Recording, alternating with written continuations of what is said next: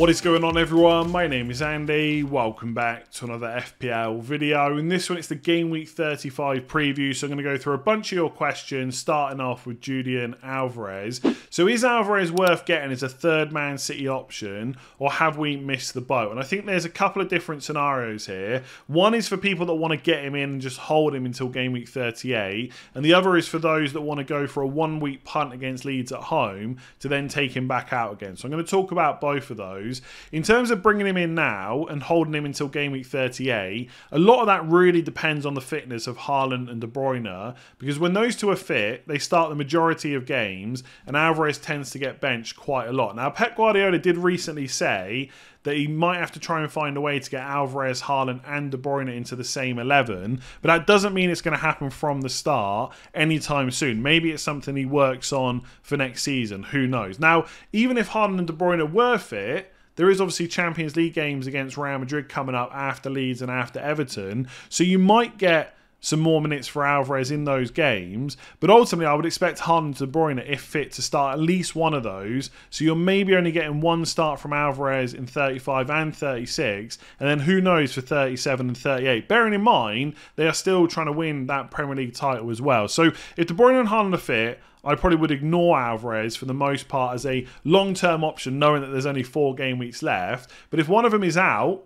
and we know they're going to be out for a couple of weeks or something like that, he's definitely worth bringing in as that third option if you've got a forward slot. Let's talk about the other scenario, Game Week 35. Now, the reason that people are looking at this is because there's 4 matches that kick off at 3 o'clock on Saturday. There's no early kickoff, and so the deadline is 1:30. People are hoping that we get Man City lineup news, which we might just do.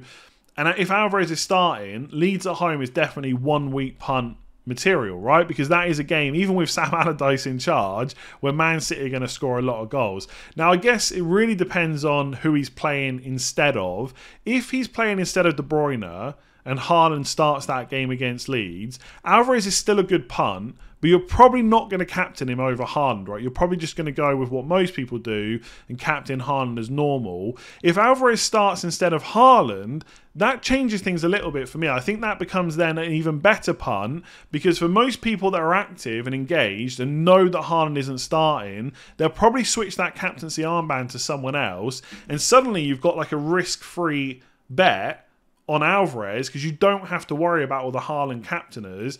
That sounds pretty nice to me. I do think if Haaland wasn't going to play, looking at my team for this week, the default captain would probably be Salah against Brentford, but Álvarez captain would be quite low owned, so that would be quite nice. So in terms of whether or not he's worth it, if he starts that game, he's definitely worth a punt. But I think in some ways he's worth that punt more if Haaland's the one that doesn't start. The other thing to think about is how many transfers that's going to use and how your team is set up. If you're still in like a 3-4-3, let's say you've got Haaland, maybe someone like Isak and Watkins, then doing Watkins to Álvarez looks like a pretty obvious option, because you've still got Isak in your team then for Game Week 36. If you're on a structure like mine, where you've got Haaland, Isak, Greenwood, well, that becomes a little bit more difficult, because I've only got 1 free transfer for Game Week 35. If I do Isak to Álvarez, which I could do, absolutely. Álvarez against Leeds at home, if he's going to start, better than Isak against Arsenal at home. I could do that, but the problem is I would want Isak back straight away, or I'd want a Newcastle forward back straight away. So that's another transfer then. So I've used up 1 transfer in 35 to get Álvarez in, 1 transfer to get Isak back in Game Week 36, and in Game Week 37, if I want that third Man City player, because I've only got 2 right now, Ederson and Haaland, then I've got to use another transfer there to bring them in, which means I'm going into Game Week 38 with 1 free transfer only. Now, that's not the end of the world. You don't have to have 2 free transfers going into Game Week 38. There's points to be had before that game week, but it is nice to be flexible when there can be quite a bit of rotation, and because all the teams are playing at once, there is every chance we get quite a bit of early team news. So that's for my structure, that's the only thing that slightly puts me off doing that kind of hokey-cokey Isak to Álvarez and back to Isak, is because I know almost certainly it means I'll only have 1 free transfer in Game Week 38. And ultimately, if I don't do it, can Isak against Arsenal at home, no Saliba, possibly no Gabriel either, can he outscore Álvarez against Leeds at home? I don't think it's that likely, but I think he can get pretty close, especially if Wilson's not starting, because Isak would then be on penalties as well. So, yeah, as a third Man City option, maybe if Haaland or De Bruyne aren't fit for the rest of the season, you could look at it. For the 1 week punt, I think it really depends on how many transfers you need after that. Maybe you're better set up than me and you can do it a little bit easier. It's definitely worth a go against Leeds at home, especially if Haaland is out. All right, double Newcastle attack. Is it time we stop being terrified of benching Trippier after 6 blanks in a row? I'm considering starting Shaw ahead of him in game week 35. For many of us with double Newcastle defence, should we be looking to switch to double attack? Lots of people thinking about that. I'll talk about the Isak and Wilson combination in a minute. Let's talk about Trippier and whether you should jump off double defence first of all. So you should never be terrified, by the way, of benching anyone if the circumstances are correct. I just wouldn't use 6 blanks in a row to come to that conclusion. The only question you should be asking yourself going forward, and especially for this week, who has more potential for points? Shaw against West Ham away or Trippier against Arsenal at home? If the answer is Luke Shaw, that is who you should play. In terms of the defence and Trippier's attacking potential, I think they've been a little bit unlucky recently. If you look at the underlying numbers for Trippier individually, 1.13 expected assists against Southampton, 0.39 against Spurs, 0.27 against Villa, 0.31 against Brentford. Yes, there's some games in between where he hasn't been as attacking, but overall they are some very good numbers for a defender. I'd be surprised if he doesn't get any attacking returns before the end of the season. And defensively, things have been very good as well. Any number under 1 for expected goals conceded is pretty decent. 0.83 for Southampton, 0.66 against Everton, 0.68 against Spurs. All really good numbers. Don't get me wrong, the Villa and Brentford games were not great, but either side of those games, that defence has been brilliant. The question is, will that continue going forward? Because they've got Arsenal at home this week. Very difficult to get a clean sheet. Leeds away in 36 is probably okay. That is obviously a double game week with Brighton at home as well. So although I don't expect a clean sheet against Brighton, and maybe an away game to Leeds is not ideal, I still think in a double game week I wouldn't mind having to play my double defence. Then it's Leicester at home, Chelsea away. So I do think Arsenal, Brighton, Leicester and Chelsea being 4 of their last 5 games, maybe not ideal for the defence, but is it worth jumping to an attack where those 2 players are not necessarily nailed on? And that is my big problem, right? Right now, Callum Wilson looks absolutely unstoppable. Keeps coming off the bench and getting goals. When he starts, he's getting goals as well. Is that going to continue? I've got my doubts, right? Against Southampton, he had an absolutely incredible game. He put up 2.37 expected goals in the entire match. To put that into perspective, Haaland hasn't done that once this season, I don't think, in the league. Now, obviously, that doesn't make Haaland bad. He's great. But I guess what I'm trying to say is that repeatable for Wilson? Probably not, right? Against Everton, where he played 86 minutes, 0.5. He came off against Spurs, 0.29. Only played 34 minutes against Villa, hardly had a look in, 0.19 off the bench against Brentford. I guess the main point I'm trying to make is, for me, we always look for players where we can that are nailed on, either because they always are anyway, like Salah and Kane, or because someone else is injured, therefore this player is now going to get more minutes. For Wilson, that's just not the case. From everything we've seen over recent weeks, Isak is first choice, and the only time he's been benched is when the games have been in quick succession. Now, that may well happen in game week 36 for Leeds and Brighton, but you don't know who's going to start which one. My guess would be that Isak would start Brighton and Wilson would start Leeds, but there's 6-day gap between Arsenal and Leeds.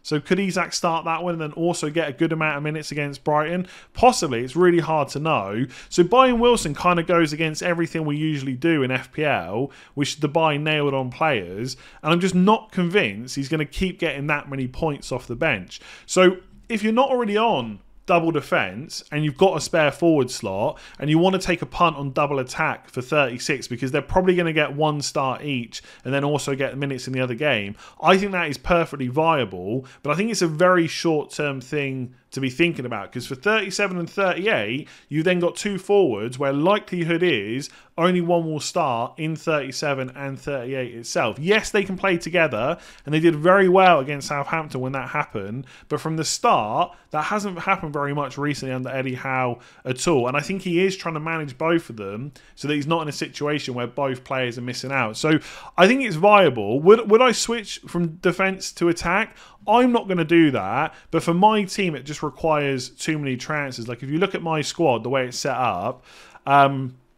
I would have to not only ditch one of my defenders to free up the slot, I would also have to ditch someone else to free up enough money. If I do Trippier, and I don't want to get rid of Trippier before a double gaming. I know he's blank lives, but there's no way that's going to happen.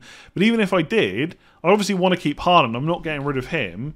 So I put Wilson in, and I've only got 3.3 million to spend. And if I take Botman out for someone who's a similar price, I don't even know who I get. Let's just put Mings in for the fun of it. There's no way I'd buy him right now, but let's just say I would.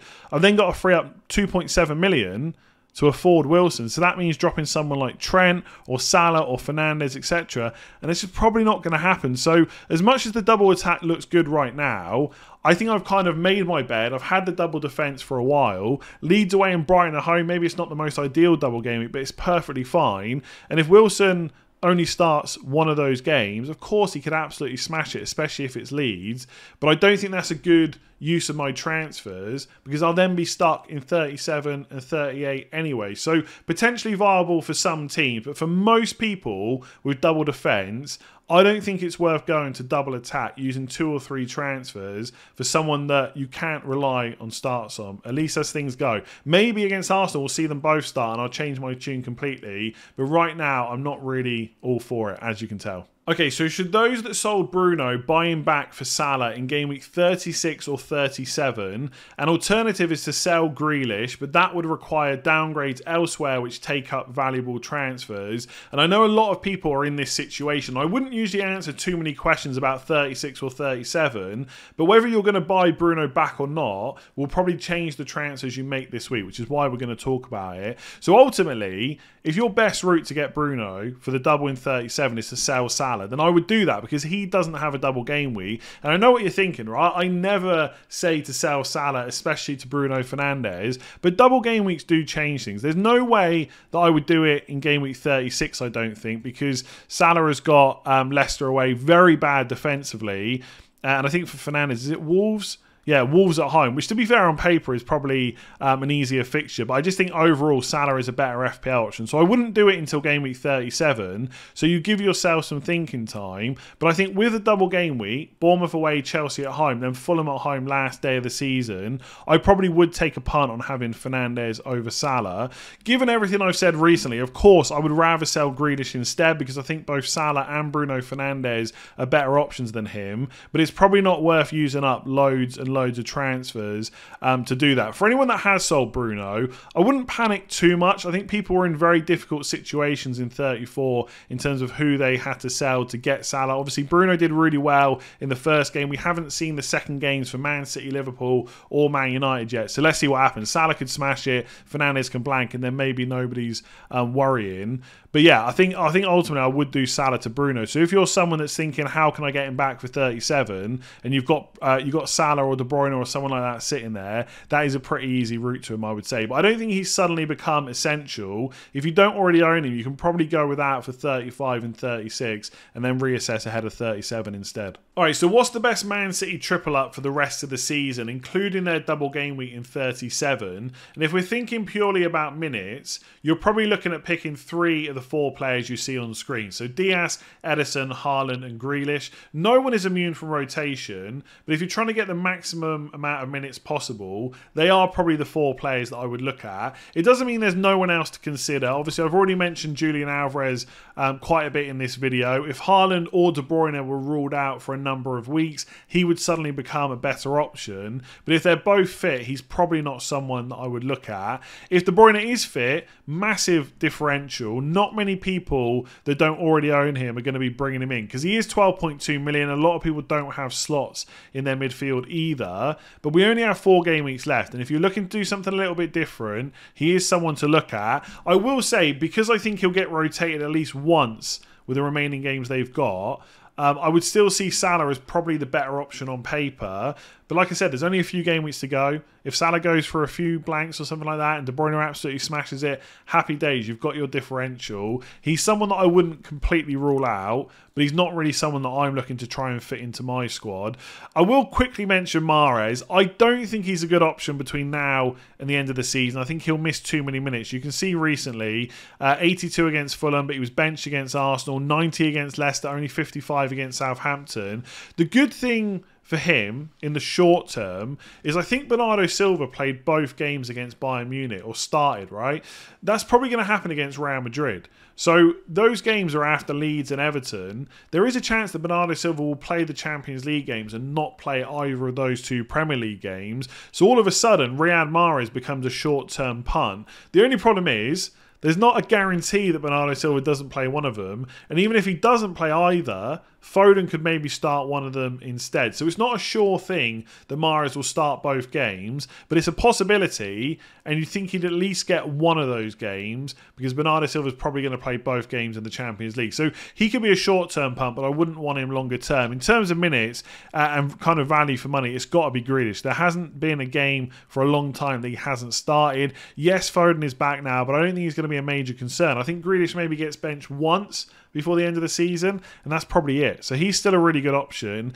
In defence, I think with Diaz, you're not necessarily buying excitement, but you are buying pretty much guaranteed minutes. He's played 90 in every game since Arsenal in game week 23. It's actually down here. I've highlighted it there. 90 minutes every game since. And again, not completely immune from rotation, but they are still fighting for that Premier League title. It's not over yet. So I think he'll continue to play in the league and the Champions League. Lots of people looking at John Stones, maybe a bit more attacking, playing in midfield, etc. I would just worry too much about him getting hooked early. I think he's going to start maybe, how many games have they got left? Is it 6? Let's ignore West Ham because that's going to get played before we have to make any decisions. From 35 onwards, they got 5 matches left. I think he'll start at least 4 of them, maybe all 5. But there are chances that he gets brought off early, like against Southampton and Leicester, because Pep wants to manage him a bit. And also, yes, he's playing in midfield. You might think that's a bit more attacking on paper. The numbers don't really show that. Like, you look at Crystal Palace, which is when he came back into the side again. And obviously, you got bonus potential as well, don't get me wrong. But 0.03 expected assist, 0.02 against Liverpool, 0.01 against Southampton. He scored against Leicester, 0.04 XG. Scored against Arsenal, 0.14. Like, it's fine. There's nothing to write home about and get too excited. It's not like a Trippier or a Trent or someone like that. So the idea that Stones is way more attacking than Diaz, I would probably, I mean, I wouldn't necessarily say way more, but I would agree in terms of the position that he's playing. But the numbers aren't really showing that. So if you've got the money, I would pay the extra 0.4 million and get Diaz if I could. And then maybe Edison if you need a new goalkeeper. I think after that, it really comes down to what slots you want to fill. So I'll probably talk about this a bit more on team selection tomorrow.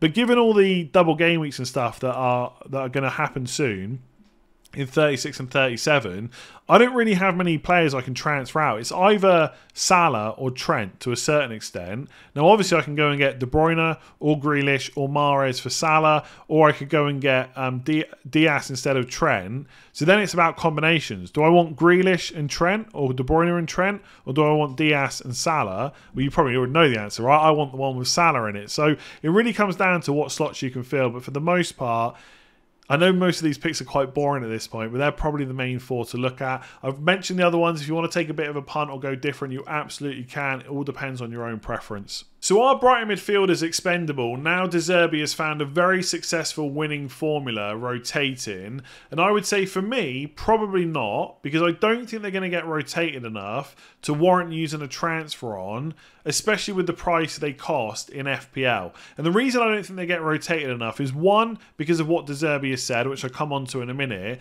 But 2 is their league position. Like, if we have a quick look at the Premier League table as things stand, they're in 8th place on 52 points. So they're 2 behind Villa and Spurs, they're 4 behind Liverpool, and they are, 11 behind Man United. Now, we all know they've got a lot of games in hand. That's why they've got so many double game weeks.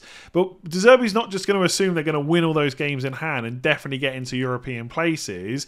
He needs to make sure that happens by playing his full strength 11 as many times as he can. So I'm not saying they won't get rotated at all, but I don't think it's going to suddenly start being every other game. And they cost most of us 5.5 million or less. which other midfielders would we even bring in for that price? Obviously, if you've got a lot of money to spend and you think there's just a better midfielder to take up that slot, then definitely think about it. But I wouldn't do it under the premise that they're suddenly going to start rotating constantly. And in terms of what De Zerbi has said, this was in Sussex Live, and he was talking about kind of rotation, how he hasn't played maybe players like Undav and Gilmore enough, and maybe that's not fair. And he said, we're enduring a very tough period. We are playing so many games in a row. We're not used to this.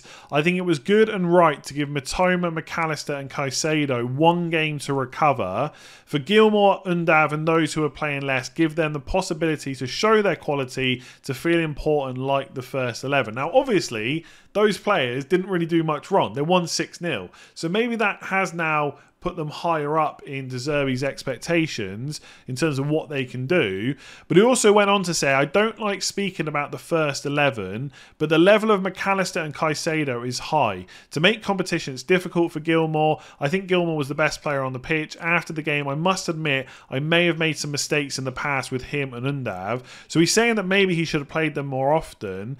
But then he goes on to say again, because I didn't give them more possibilities to play, but for me, it's a difficult one to decide to play without McAllister, Mitoma, March, Caicedo. It is difficult. So he is saying maybe he should have given minutes to other players in the squad, and maybe that's going to happen going forward. But he ends it by saying it's very difficult to leave out the three players we're talking about here, McAllister, Mitoma and March, because presumably they're so good and at a higher level than anyone else that can come in. So before the Wolves game, to be fair, De Zerbi did say that Mitoma and McAllister specifically were both tired. So maybe we should have seen this rotation coming. But unless he keeps saying that moving forward, I think those players are going to be mostly okay. So if we look at the fixtures they've got coming up, where is possible rotation going to happen? I don't think it's going to be against Man United. I think we're going to see a pretty much full-strength side there. Against Everton on Monday, possibly there could be some rotation, but it's not like they're having to do Thursday to Sunday. They've got that extra day off. Then the next game isn't until Sunday. So I think the next time they possibly rotate, bearing in mind that Man United, Arsenal and Newcastle aren't easy fixtures. And you might say, well, if they're not easy, why do you need to keep them? Well, most of that is due to their value and how good that attack is. They're going to cause all those teams problems. Is maybe Southampton at home in game week 37. But by that point, you've already kept them for so many games. You should probably just keep them on the off chance they start that game, because then they've got Villa away last day of the season. So I think this is going to be one of those situations where it's like a work in progress, right? We take it week by week and then decide whether there's kind of more viability to start selling players. Do I think it's viable to do it this week with Everton at home, then a double game week, while the European places are not wrapped up? Absolutely not. But as we get closer to game week 38, it might be a case that they're guaranteed a European place, and then De Zerbi's starting to think, well, hang on a second, we're already in Europe, we can't get Champions League, McAllister's leaving next season, maybe we start putting Gilmore in a little bit more instead. Those things could happen. There's lots of rumours that McAllister is going to leave, but I just think for the next few fixtures, I wouldn't say it's overthinking. I think it's worth thinking about these things, but I just don't think it's going to happen enough based on what he said and based on where they are currently in the league. So are they expendable? I mean, maybe, but who are you putting instead for those kind of prices that can produce what they can? I don't think there's many players out there. So for now, I'm definitely keeping. I think I've got March and Mitoma, so maybe it's a little bit easier. But even if you had McAllister, I wouldn't be panicking just yet. Let's reassess in 36, 37, and then 38, and maybe it'll be a little bit different. If you've enjoyed that video, make sure to give it a like, hit subscribe if you haven't already, and I'll catch you again soon.